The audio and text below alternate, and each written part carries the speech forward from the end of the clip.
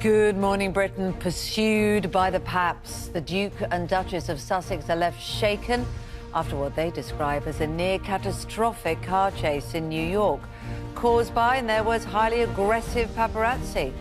We're speaking to one of the press photographers who was there. Their driver was making it a catastrophic experience. If they were going 80 miles an hour, I would have probably be going about 20 miles an hour behind them and hoping to keep sight of them.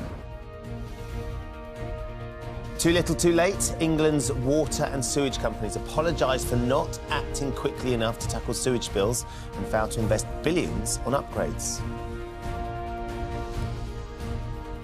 In the last few hours, the Prime Minister has arrived in Japan, but here at home there's big questions about immigration as he refuses to commit to a manifesto pledge to bring migration levels down. Find out who's going to be putting on the England shirt and making their journey from the East End to Old Trafford for Soccer Aid when our entertainment-turned-sports editor Richard Arnold makes an exclusive announcement after 7.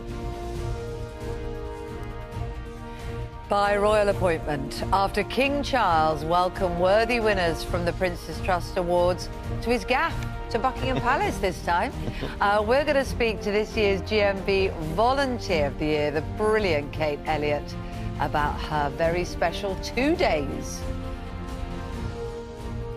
And former Made in Chelsea star turned entrepreneur Spencer Matthews will be telling us why he wouldn't be friends with the person he used to be before he gave up alcohol. Plus, he reveals his special role at Jamie Lang's upcoming nuptials.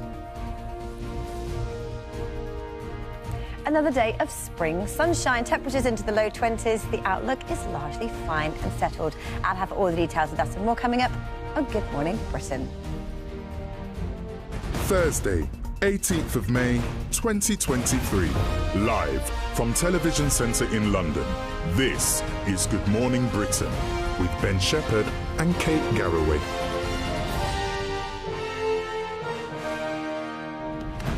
Morning. Good morning. It's just gone 6 o'clock. Welcome to the programme. Hobnobbing Oh, yeah. with the King then? Yes. Around his gaff. Around his gaff. That's how he and his Madge... That's the banter That's how you we have. bant now.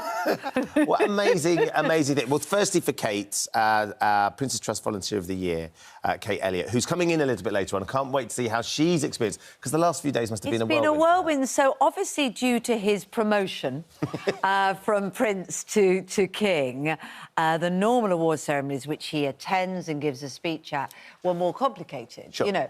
So we had the wonderful award ceremony, which was brilliant on Tuesday, and then to make sure that he got some special time with the winners, he invited the winners and kind of their sponsors, of which, of course, I was lucky enough to be representing. So you were Kate's +1? I was Kate's +1. Right, I like it. Quite right. I like it. You've had that many a time. I have. So there's all the winners that got to meet King Charles. It was lovely, and he spent so much time chatting to each of them. I'm going to see. He completely focused on the winners and just spent a lot of time spending it because he is so passionate about the Prince's Trust and wants to keep that going. And what was it like for you to have a little chat with the King? It was lovely. I mean, do you remember the last time I spoke to him, I confessed that I smelled a bit like a wet dog. Yes. Because I just got caught in a rainstorm. I tried to hold it together. That's not unusual, though, is it? Yeah, we were inside, so there was no risk of weather Did he crisis. insist upon that? I'm not having that wet Yeah, dog I want Garraway to, near me. for God's sake, keep that woman dry. I'm not going through that again. No, he was lovely. I thought he seemed in fine fettle. Yeah. Obviously loving the coronation's done. He's settling into the role. Just get on with it now. And Rylan was there too. Of course. As part of, both of us were giving out the award to Rylan looks like Kate. he's being knighted. Doesn't he just... Well, of course, they've been on stage together at Eurovision. Ah, yes. Yeah, and I said to... And Rylan said, oh, I thought we might do a duet next time. I said, what would you sing to King Charles?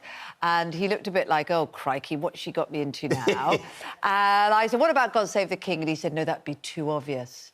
So maybe he's got other thoughts. Maybe he's got other thoughts. Maybe he's got a karaoke duet that he does in his own spare time. I would love... I mean, we'd all pay good money to see him and Rylan duet, wouldn't we? It'd be amazing. Really looking forward, though. Kate's going to be joining us. Kate Elliott, who is our winner and was there, she's going to be joining us after 8 o'clock, isn't she? The real Kate. Hopefully she'll have had a bit of sleep and she can tell us exactly what it's been like from her perspective as well. We've got other royal news, though, this morning. Prince Harry, Meghan and Meghan's mum Doria were involved in a near-catastrophic car chase after being followed by what they described as a highly aggressive paparazzi. Yeah, the incident happened after they attended an awards ceremony in New York on Tuesday evening. We can speak to our chief correspondent, Richard Gasford, who is in New York for us this morning. Morning, Richard. So you've actually managed to speak exclusively to one of the photographers that was involved in the chase. What did he have to say?